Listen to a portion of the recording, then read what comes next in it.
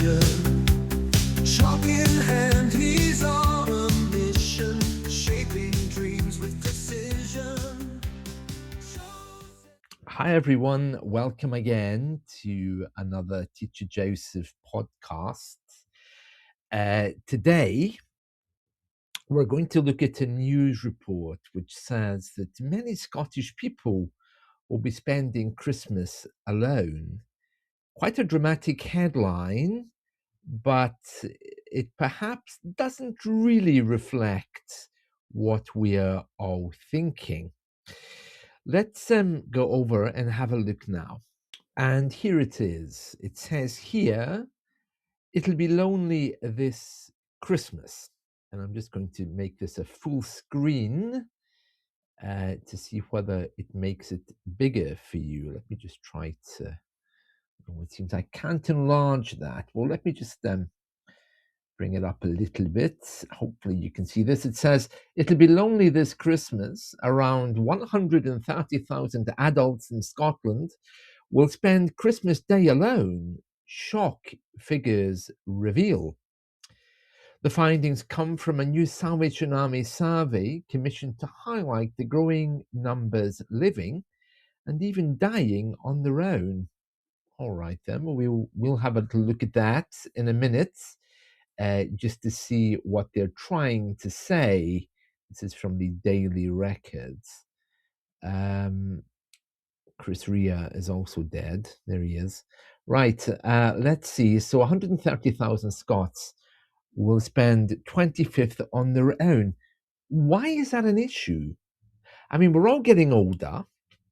I have to say that if I didn't, if I wasn't married, I also would be alone. So I don't see the big deal here. I think what the problem is, it's such a stark contrast from the way we used to be. In the old days, I can remember my grandparents organizing the party of all parties where the whole family descended upon my grandparents' house. And it was a lovely time, very nice, but those days are gone. Grandparents aren't there, and we now live in a global community rather than a local one. So I really don't see why this is shocking. I mean, there's always been people alone at Christmas, and surely it's not such a big thing. There's what, 6 million Scottish people? Well, 6 million people living in Scotland. So 130,000 is what, less than a quarter? My mathematics isn't very good, I'm afraid. But my point is this: what are they trying to say? I've spent many Christmases alone when I've been away, traveling, away from home. Yeah, it makes you feel sad, but it's a fact of life. As you get older, there aren't so many people around to spend Christmas with anyway. So it says here, turn to page 4. So let's go to page 4. There we are, page 4. Right, it says here, Sally Army reaches out to the vulnerable. That's the Salvation Army. That's a church here which does lots of work with lonely people. And it says here, the learning disabilities team at the Salvation Army in Kobani, Ayrshire, with personalized cards. Well, Kobani is unemployment hotspot. Apparently, more people become bankrupt there than anywhere else in the country. And I don't think it's representative of the whole country, but let's see what it says. It says, Cards with a Caring Touch.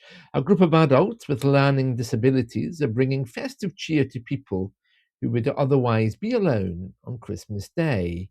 The team, part of the Salvation Army's George Stephen Community Hub in Kobani in Ayrshire, Scotland, have spent the past few weeks designing and making gifts for every person attending the charity's annual Christmas Day meal this year. The Salvation Army's George Stephen Community Hub. I remember him. George Stephen. Yeah, interesting fellow. Right, let's go on. It says here 130,000 spending Christmas alone. And it has a picture of a black woman here. What's she doing there? Okay, she's a mental health advisor, mental health volunteer, Menesia. This is the continuation of the story from the first page. Okay, so we'll start. It says here across Scotland, nearly 1 in 10 or 129,933 people had gone more than a month without a face to face conversation with another adult. The survey of 4,384 UK adults was weighed to be nationally representative. Okay, so a bit of an assumption happening there. And it goes on to say traditionally the elderly are more prone to being alone. However, some of those surveyed were in their early 40s. Yeah, it's the way we live now. Not everyone wants people at Christmas time. This isn't a bad thing. I have to say, my mental health does drop at Christmas time, but I don't think it's because I'm lonely. I think it's because the amount of pressure the media put on us. You will be happy, you will be with people, you will cook, you will enjoy. That kind of stuff I really, really don't like.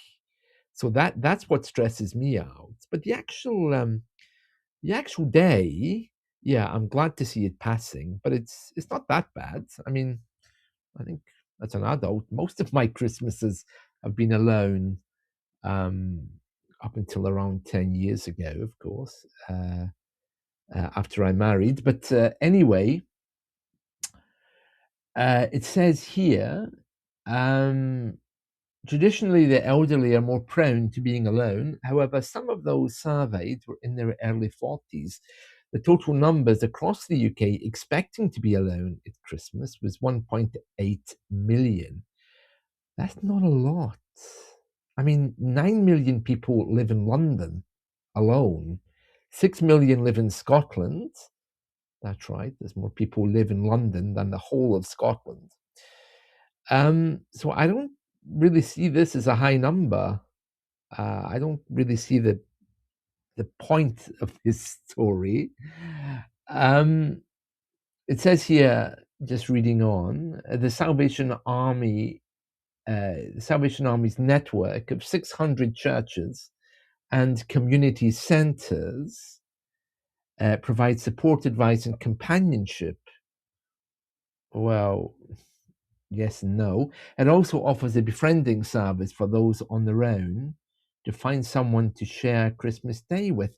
Yeah, but some people just like to be alone, and that is perfectly okay. Things are so bad here that our government, they appointed a loneliness minister, and that person was getting paid so much and not doing very much that they finally got rid of her. So they are aware there's a problem of people living alone and not mixing. But there are other ways of dealing with this, not waiting till Christmas. What they should really do is set up some local hubs which people can use, and also online. I think more and more of us would prefer to meet with others online. Church isolation specialist. There's a job, huh? Church isolation specialist. Andrew Weilman said, isolation is the main reason for turning to the Salvation Army for help. And the need for belonging is especially strong at Christmas. Okay, yeah, I understand that. Even for me, trying to fit into something is important. I went to visit a church on Sunday. It was completely miserable. It was awful, but at least I went and I did feel part of something which helped me, get into the spirits of Christmas, I suppose.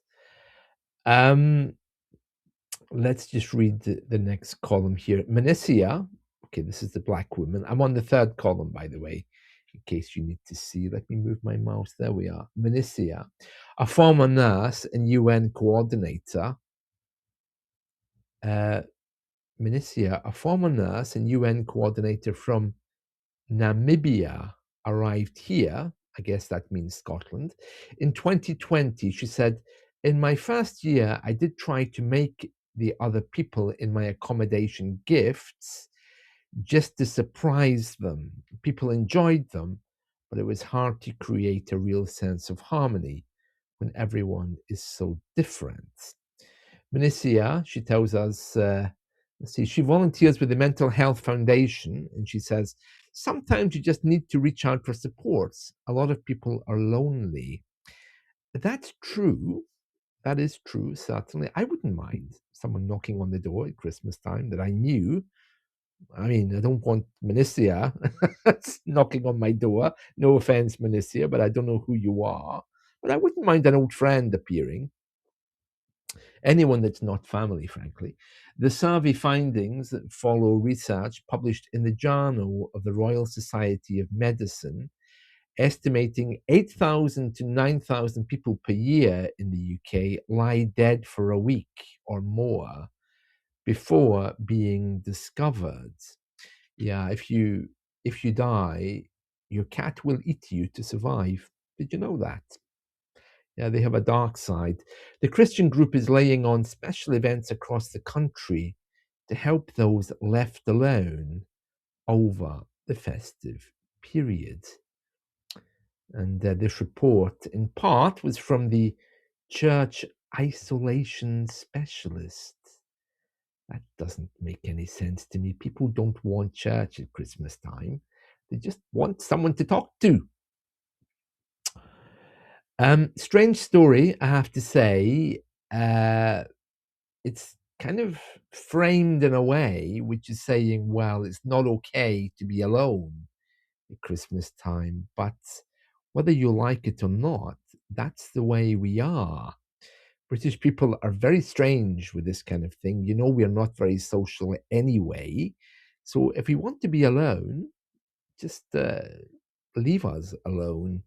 This is a much bigger problem than Christmas. This isn't just a Christmas problem.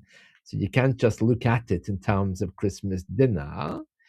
This problem needs to be looked at on a much wider scale about how we live, who our neighbors are, the whole nature of capitalism and money. Some people are rich, some people are poor. There's something much deeper here than Christmas. So, yeah, maybe it's true, but yeah, Christmas is not the time to deal with this. I think just reaching out the hand of friendship. You know, I was in the street the other day. Someone said hello to me. I almost fell down. I was so shocked. I was like, wow, that person actually said hello. I was amazed. So it's the way we live. I have to say, I do try. I do try to reach out a little bit more at Christmas time. I'm having a guest, Polish woman.